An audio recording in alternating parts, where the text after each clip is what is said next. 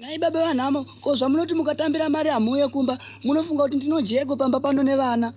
Manamo sure kusauya kumba overtime sorry mukadzi wangu. Iye zvino zvatonyanya ini ndichaenda hangu kuvabereki vangu. Oh, dzisisa manamo mukadzi wangu please.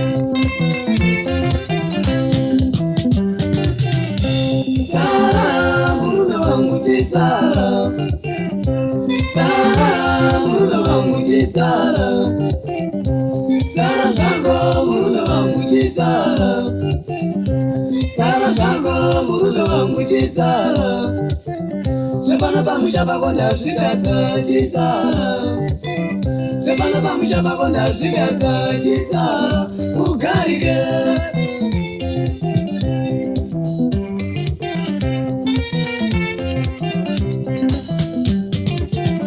Ukatamira mari yausvike kumba unozouya mari yapera kondinoabeirwa vana vako murume wangu ndazvitadza.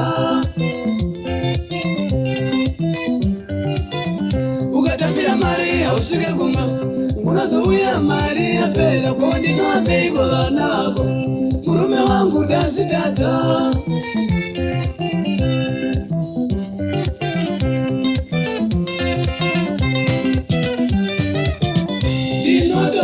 Kudza vamwe kuti ndine murume mumba muno kupfumba hamuna, sipo yekugezesa hamuna, chekubata hamuna, vana vanongochema nenzara.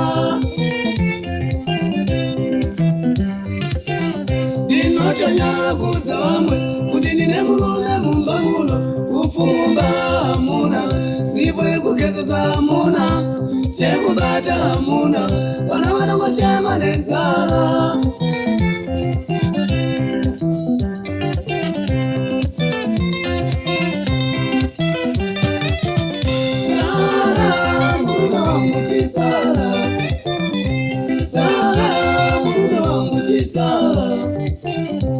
Sara zako ugarike,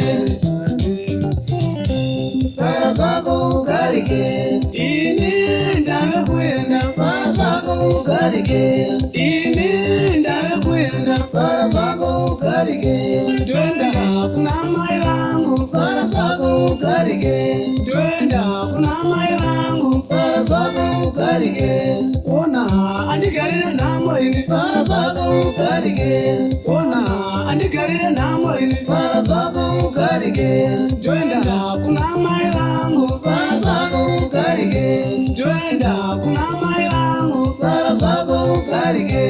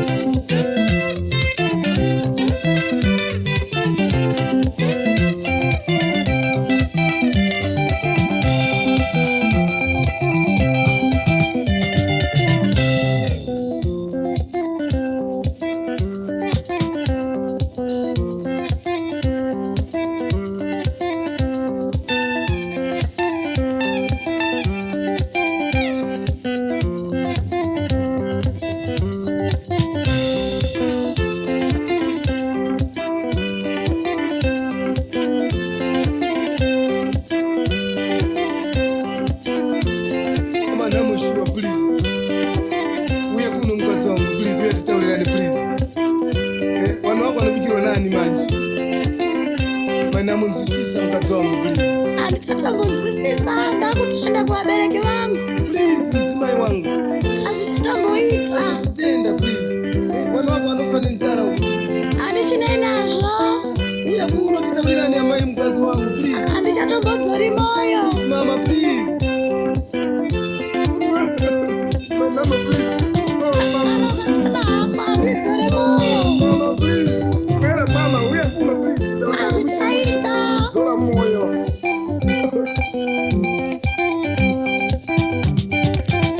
Sara murume wangu chisara. Sara murume wangu chisara. Sara zako ukarike. Ini ndamekuenda. Sara zako ukarike. Ini ndamekuenda. Sara zako ukarike. Ona andikarira nambo ili. Sara zako ukarike. Ona andikarira nambo ili. Sara zako ukarike. Ndoenda kuna mai wangu. Sara zako ukarike. Ndoenda kuna mai wangu. Sara zako ukarike.